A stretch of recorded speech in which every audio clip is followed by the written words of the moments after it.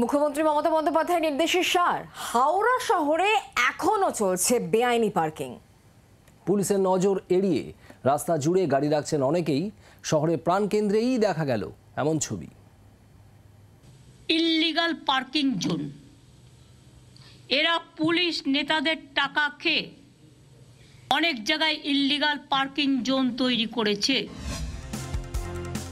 নবান্নের প্রশাসনিক বৈঠকে এইভাবেই কড়া ভাষায় বেআইনি পার্কিং সরাতে নির্দেশ দিয়েছিলেন মুখ্যমন্ত্রী। এরপরেই নড়ে চড়ে বসে পুলিশ।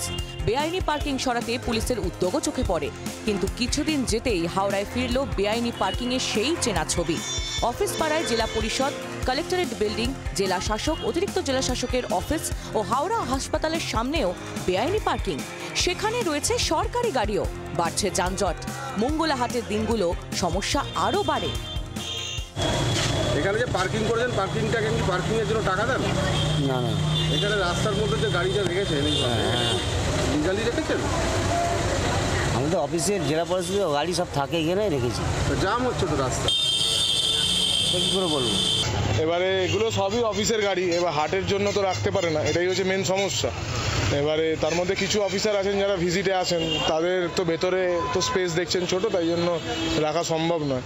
হ্যাঁ, যানজট তো হচ্ছে, কিন্তু এই হাটের জন্য এরা যে বেআইনিভাবে এতটা বার করে করে বসাচ্ছে।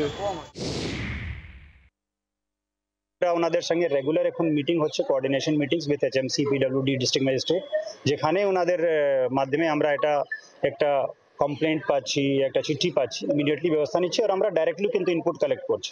অনেকগুলো আপনারা দেখবেন বেআইনি পার্কিং এর এগেইনস্টে কিন্তু ব্যবস্থা নেওয়া হয়েছে, বাট এটা একটা লং টার্ম প্রসেস আছে। এটা রেগুলার আমাদেরকে চালিয়ে যেতে হবে যাতে এটাকে ক্লিয়ার করা যায়। জেলা শাসক এবং কর্পোরেশনের যিনি কমিশনার আছেন তার সঙ্গেও কথা বলবো।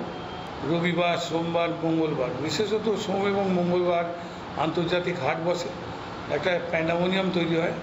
তার জন্য যদি ওই দিনগুলোতে আমাদের যেখানে আশপাশে আউটস্কার্টে ফাঁকা জায়গা আছে সেখানে যাতে গাড়িগুলোকে সরিয়ে দেওয়া যায়, এটা একটা সলিউশনের রাস্তা। অবশ্যই আপনারা ঠিক কথাই বলেছেন, আমরা দেখছি। পুলিশি অভিযান চলছে, প্রশাসনও তৎপর। পার্কিং সমস্যার স্থায়ী সমাধানের আশায় হাওড়াবাসী।